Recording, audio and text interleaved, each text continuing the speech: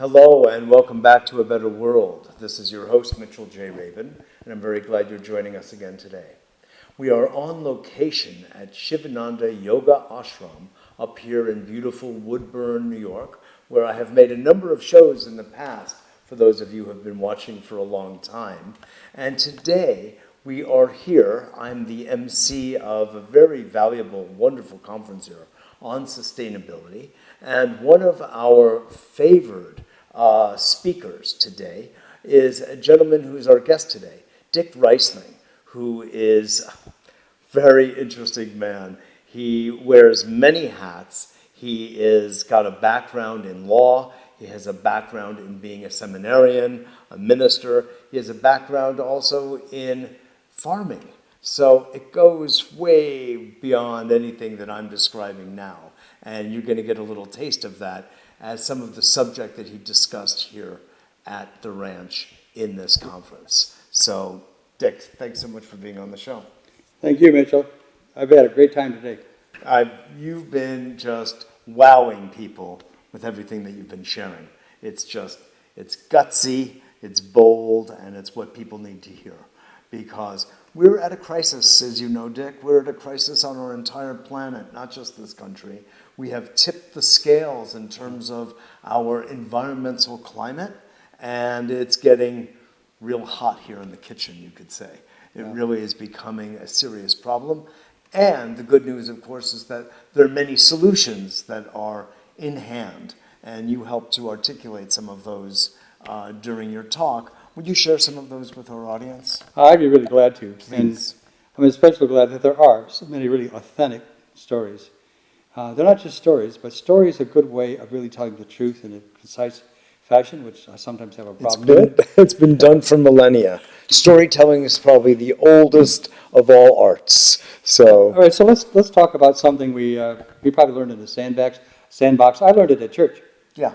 I was raised as a Baptist, and Reverend Johnstone always said, "No, you kids, have a good time, just behave yourself down there, and don't make a lot of noise, because we're upstairs having the adult sermon, and we'll have one for you afterwards." So we were always talking about things. We were always ranking out each other's parents and stuff like that. And then we got into this whole thing about, my parents do this, my parents do that. But we got into this whole thing about saving. And it was really funny. One of the things I talked about today was the word frugal. I never heard the word frugal in my life. What does this come out of the mouth of a little kid? Would hear the word frugal? He's my age. How does he know what frugal is? Well, why was he even using such a word? So we got talking about it, and that became. I would go around the house. Frugal. I'm going to be frugal. I didn't know what it was. I couldn't remember what he said. Well, now it's so gorgeous. That's funny. So it's about savings. And every one of us had a maybe different word for it, but I hope that all of us had a chance to understand what this meant. We save. We don't overconsume. We don't overuse. And we use appropriately. And then we reuse. And all of those things. So in a world that's deeply challenged, according to the world's consensus of scientists, and these are magnificent scientists from every culture, from every religion, from every ethnicity, from 185 different countries, they have formed a baseline consensus that we have something like 80 years in which to remedy this situation, or the human condition would be so morbid that most of us wouldn't want our children to be a part of it, or in fact, Earth's experiment with us, since that's what it is. It has no skin in the game about us. It could, in fact, be over. The Earth will surely continue. The species could come to a termination. So one of the main and many other species at the same time. Oh, this is the 6th great period of extinction on planet Earth. We've had about 32, but they had different ranks. This is the sixth great period of extinction. We're in about the 30th. You're saying that there were 32, you could say, lesser extinctions? There were 32 altogether. Not as massive? And out of that 32, there were 6 great ones. This is the latest of the 6 great ones. The rate of extinction now, often at the hands of human activity, just like is the planet itself. I mean, we all know that every life support system on planet Earth is being degraded by human activity. And we have a DNA factor, well, I'm just using that as a metaphor now, we can really trace what coal or what methane, what propane. What the source is of the carbon emission. Yeah, it's no longer hypothetical. And the people who got by with saying, oh, that's just your opinion, no, it is not. Right. This is the best scientists in the world, and they had great controversy. They spent years and years ironing this stuff out. These are the consensus statements that they have. So we should be the precautionary principle. We should do no harm. We should take it easy. We all know that we have more stuff in our life, and a lot of it has very little use value after a very short period of time. And so the first thing about to talk about renewable energy is, or energy itself, is don't use so much energy. Simply don't save energy. Save it for the next generation, because the energy sources we're comfortable with are being depleted, and for that reason alone, but other reasons as well, in terms of market manipulations and malfunctions in the marketplace, the prices are going way up. We are not a just country. Our distribution of income and wealth is very, very poorly done. So we have to have... Hugely disparate. Yeah. We have to be... I mean, it's almost like the times of the kings of Europe and the serfs. I mean, it's really that kind of disparity. And remember what we felt about that. Isn't that so? When we read that about the history, about the dukes and the princess and the nobility and the aristocrats, we felt bad. That's right. You know, we wanted to cry. I love that old ethics. Yeah. Don't be a bad boy, don't be a bad girl. And here the system is broken. The system is bad. And it incentivizes to do wrong things. So the first thing is we have wonderful, wonderful opportunities at every single level. You don't have to ask anybody's permission to just cut back in your energy use. And then when you do use it very, very efficiently. And the easiest way to do that, just go to Google or whatever other, I'm not too computer literate, so I can't remember all the other ones. So just go to one and say energy efficiency, and you'll have years of reading to do. Exactly. And they can break it down for you. And almost everywhere people live today, there'll be a not-for-profit organization or some other organization that isn't driven by market forces to actually tell you what is their best estimate of what you can do in your town, in your area, with your vendors and your plumbers and your electricians and the other people that could help you to really save a lot. In other words, you're really saying, Dick, that the old principle, less is more, an ancient spiritual principle that comes to us from every Eastern and Western wisdom tradition. Yep. And have respect for what it is you use. Don't overuse. Don't overconsume. There's a whole new movement apparently happening, which moves us from what's called consumer to prosumer. It's part of this idea of the new economics. So we are bizarrely, you mentioned civics and sort of the American nature way back at the beginning of the founding of this country. We were not thought of as consumers. We were thought of as citizens. That's right. But we've devolved in the language of the marketing world to being thought of as consumers, i.e. we are essentially pawns in someone else's game, which couldn't be less in alignment with the original idea of being a sovereign. I agree completely. I mean, this is what's happened. The corporate media presence, which has become so concentrated, has basically succeeded in overwhelming the civic traditions that were our pride and joy as children, and still should be today, but are so alienated from us because we can't access them in our daily relationships, or we don't see them as the coded language in the advertising and everything else that we do. We're giving all these clues, quite to the contrary. Yeah. No limits.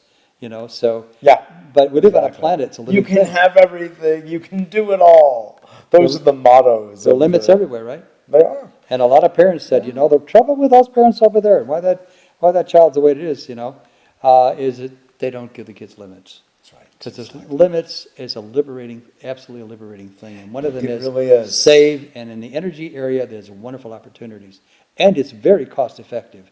And let's come back to those solutions, the green solutions that we know of wind, of going back to Earth herself, wind, water, sun. Well, let's use those. You have a farm. Yeah. And you are completely energy sufficient. Right. We're carbon neutral, and we sell electricity back to the grid over and above what we use. We do that through wind turbines and through solar electric.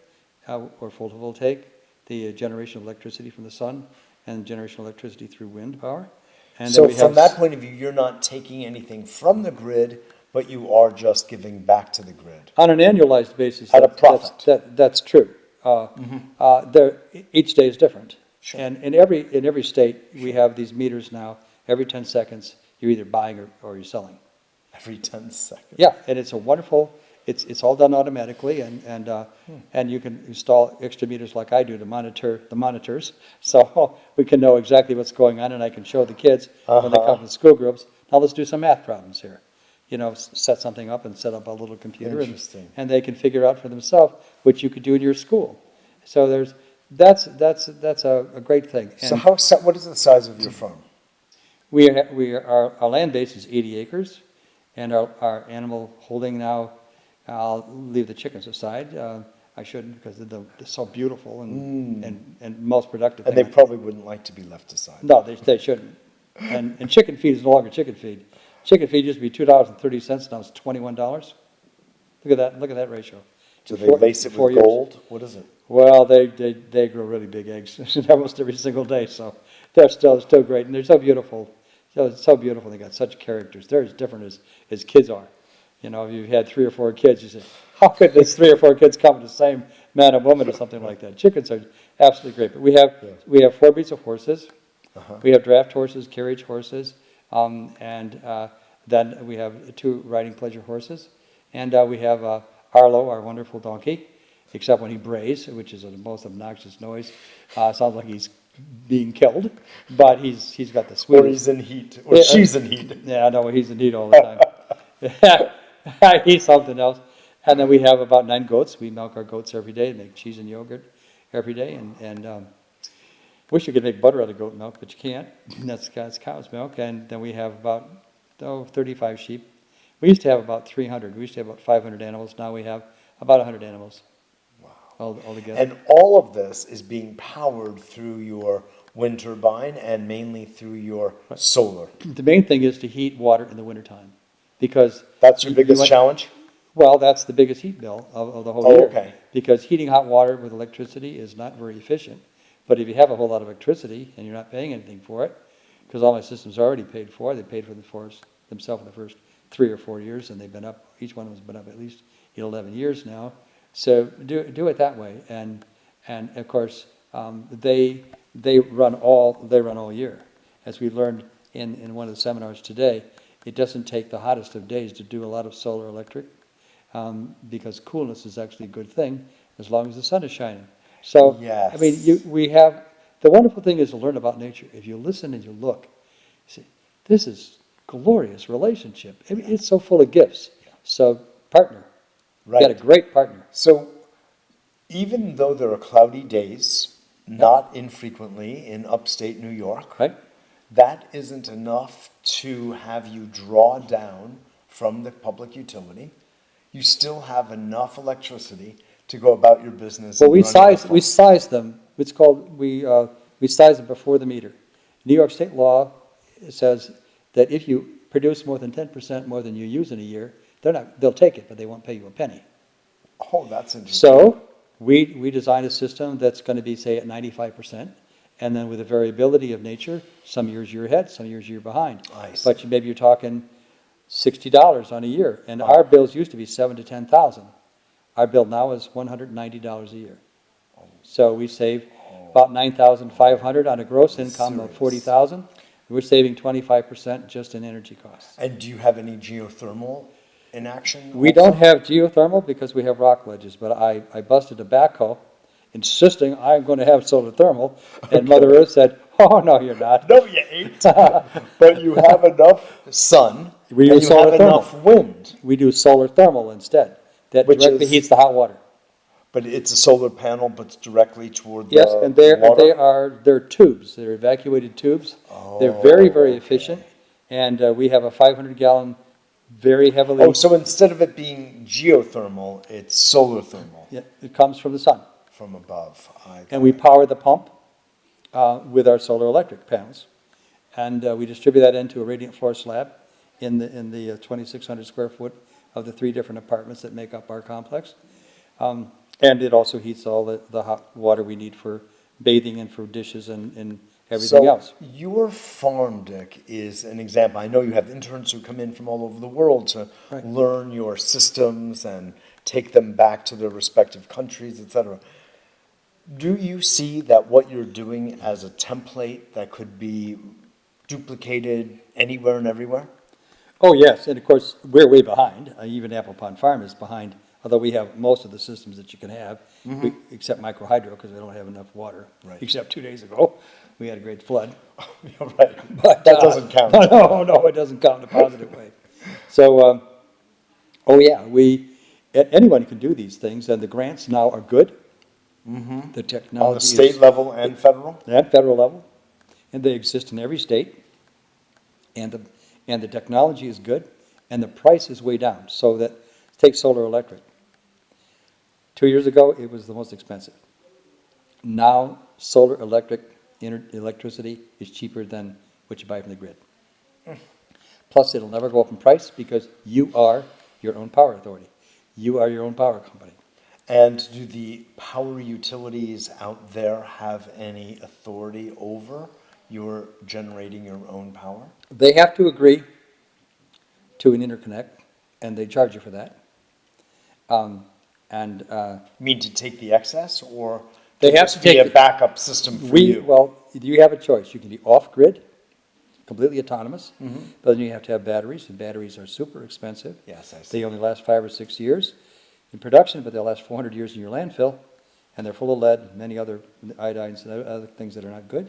Right, those So- batteries. There and are they're other they're very chemistries expensive. Yeah, these they're, days, but- the energy storage and the intermittency factors of most renewable energy systems are still 4 or 5 years from being, I think, rather completely and efficiently and effectively and affordably solved. But I'm sure it's really coming very quickly now, but it is not yet there. So we have what's called net metering laws, but perhaps that's too technical to get into. But basically, that is the way you finance the systems. So Meaning that the clock goes back, the meter goes back in the other direction? Yep, Is that what you mean? it goes 10 every 10 seconds, you're buying or you're selling. And when you're selling, They turned it into a mini stock market. yeah, it's automatic, and That's you get the crazy. same retail price that you're being charged. So it's really, it's a super system. And then wild. and at the end of the year, like the last 4 months, I usually have a bill this time of year of about $370 a month in one, and about $290 on the other one. I've had, so for the last 3 months, each of those two different systems, it's been 0, 0, 0, 0, 0, 0. So then comes We're getting October, somewhere. November, the sun angle is lower, there's fewer sun hours, would be down to maybe 2 or 3 at peak capacity. I draw it out like it's a Christmas fund. You know, you put $10 in every month, and then at Christmas time you can pay for your presents, so it comes right back out, it's in my account. And then that pays the bill when I would have, say, $250 bill, because I'm heating heavy, big water tanks. Say I have 150 lambs born in 3 weeks, and the mother's lactating. I mean, she's got to have a lot of warm water, and the babies have to. And in the old days, I used to breed 8 or 9 horses every single year. So I had So big you had electric bills, you had bills. Whoa. But when we look at the larger picture, a lot of people, of course, who have any interest and concern about our species, and I would like to see more people actually interested instead of in texting and Facebook and things, paying attention to our actual dilemma here on planet Earth, because it's getting so dicey. They want to know, what can they do? What can an individual do to make a difference in our overall carbon footprint? First thing to do is do an energy audit. You know, and this is for your house. Now, there's a whole transportation set of metrics as well. But for your house, do an energy audit. In almost every state, they're utterly free, absolutely free. And they're very, very good. However, this sounds controversial, but it isn't, and it's not controvertible. And that is that don't have the utility company do it. I won't explain the reasons because that's pretty negative. But have a local company do it. They're specially trained just for this particular task. But did you say NYSERDA offers a free audit? Yes. And then they reimburse the person I see. who does it to $250 to $400. But it has very special instrumentation, and they're calibrated well. There's an awful lot of technicians that really don't know how to do this stuff well. I really honor this program very, very much. I've been in this work for 14 years. This is the most wonderful program, and a lot of the other states are modeled on the New York program. So it's a free energy audit, and then they'll offer you a whole menu of things that you want to do. Like if you need a new furnace, well, I don't need a new furnace. Mine's working fine. Well, no, it's not working fine. It's 83% efficient. 83% efficient, that's no good. If it's 95, What should it be? If it's 95, 97% efficient, in terms of what it was capable of doing, Yeah. that's one thing. But even then, it wasn't capable of doing what the new ones will do. So the difference is, Yes. in 3 years, you have a brand new boiler, and it's totally paid for, and then you've got another 25 years or something like that, totally free. And of course, it also opens an opportunity to not even have a furnace. Use an air source pump or something like that, powered by solar electric for the pump. And where do you get that? That's all in these same packages. So they'll offer you a range of things like new windows, new doors, attic insulation, things like that are really paying off at a ratio of 5 to 1 or 10 to 1 in terms of return on investment. Most of them pay for themselves in 1.5 years or something like that. And then go ahead and use those savings to do the renewable energy. And on the renewable energy side, the paybacks are usually about 3 or 4 years. Something that wasn't true before, but if you're talking about solar electric and solar thermal, the payback period is about 3 or 4 years. They're guaranteed at 80%, or they have to replace 8% productivity for 20 years. Some of them for 25 if you years. think, you've done a lot of research in this domain. Let's just take New York. If New Yorkers owning homes, of course I live in New York City, so we have apartments, but Yeah. if upstate, people who own homes were to follow this green model, this renewable energy model, Right. what kind of difference do you think that would make in the footprint? Well, The carbon footprint, that is. the carbon footprint would be, I don't know how to calibrate it exactly because the numbers are so huge. I can tell you this, though, that we would save, if we went to a fossil fuel-free society in New York State alone, which we could do in 2030, more likely in 2050 because of the lack of political will and things like that, or lack of investment education of this kind, to show people the opportunities, then we would save at least 4,000 premature deaths. We would save $155 billion in health expenses that now are prevented from ever happening, and all the trauma, physically and spiritually and psychologically, to people who get pushed into environmentally induced illnesses of different kinds or greater severity and those kinds of things. And we would create about And debt. 85,000 new And jobs. bankruptcy. Yes? Yeah, because you can't afford to get sick. If you get sick, you're going to know about 1 out of every 4 homes that's underwater is because somebody got sick.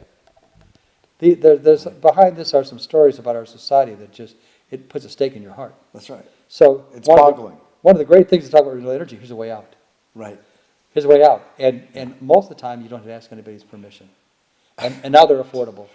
See, we're getting back to democracy. See, we're getting back to your community. But now let's go back to democracy another step here. You know about the work of Dr. Mark Jacobson. We spoke about it earlier at Stanford University, who came up with the Solutions Project. Yeah. I interviewed him. You know him. What about you or a group of us going to our governor and saying, Governor, govern us properly.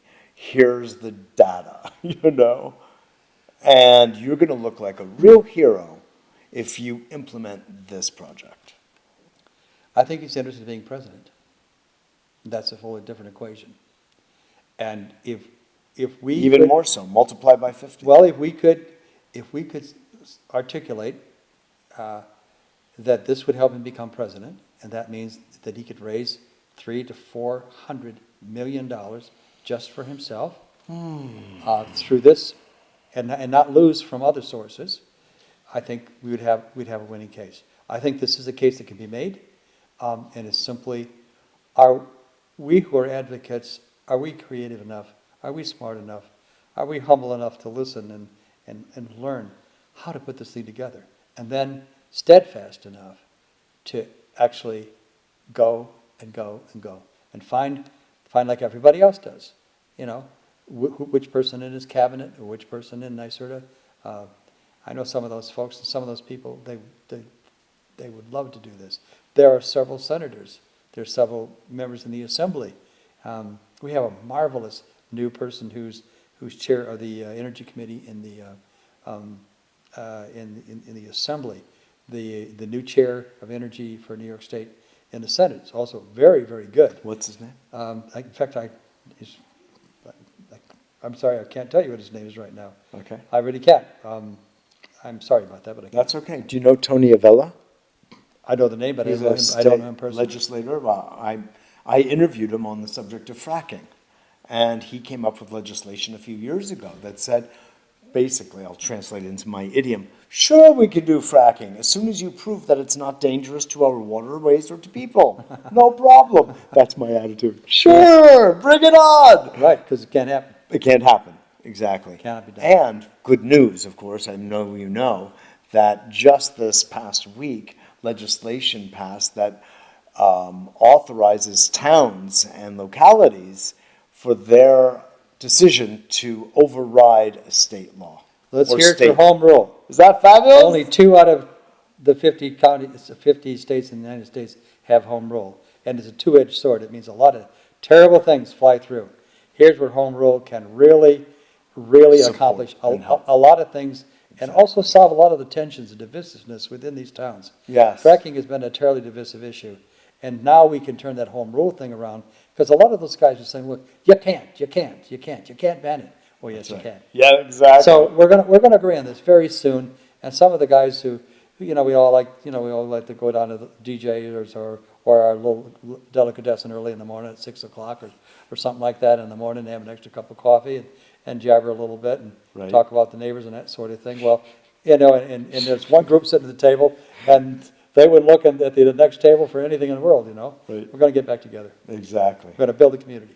We go back to democracy. I mean, this is democracy at home, isn't it? This ruling Yep. is like, It once again enables this, it's amazing how many things get twisted. No matter how wonderful, no matter how clear they are, the whole world celebrates a lot of the stuff that we Exactly. project out there, but we are no longer the major practitioners of it. yeah, exactly. And so we can get back to it. And renewable energy and energy efficiency is just one of the fabulous tools we have, and it also does that other thing that we need. We have to be practical. The first principle of sustainability is make a profit. Yes. And the second one is do good making a profit. That's right. You know, And we can combine that it. goes back to that old wonderful theme, which is do well by doing good. There you go. There's no problem with profit, friends. It's just to what extent are you going to cost the earth and cost people a ton of money unnecessarily? That goes back to your first point of saving and less is more. It also addresses one of the most important things about our economy right now. For the last 30 or 40 years, we have not generated enough jobs. And if the jobs are generated, they're low income. Renewable energy is 40% more rich in jobs than conventional coal and petroleum and everything else. So, and they're better paying jobs, and they're more sustainable jobs that preserve longer. So this is one of the real key That's to the funny thing. structural problems in the economy, and those are very hard knots to untie. Exactly. I mean, it's almost laughable, Dick, because the economics of going green and energy efficient and renewable are so vastly superior They are now. than to business as usual. You think, these guys are businessmen? Why aren't they really analyzing the numbers? Because of money they're after, they're not doing it very well. No, they're not. It looks like we're out of time, but I tell you, it's been a real pleasure and honor to have you on. I really enjoyed the chat a lot. So glad. Me too. Thanks for the opportunity. Keep up the great work, okay? Good try. Great. This is Mitchell J. Rabin for A Better World. Thanks so much for joining us. And we are at Shivananda Yoga Ranch, and this is probably going to be the first of a series, I suspect, of conferences on sustainability as Shivananda itself becomes more and more of a template of how to solarize and become energy efficient and independent in this community. Thanks again for joining us, and I look forward to seeing you all next week. Okay.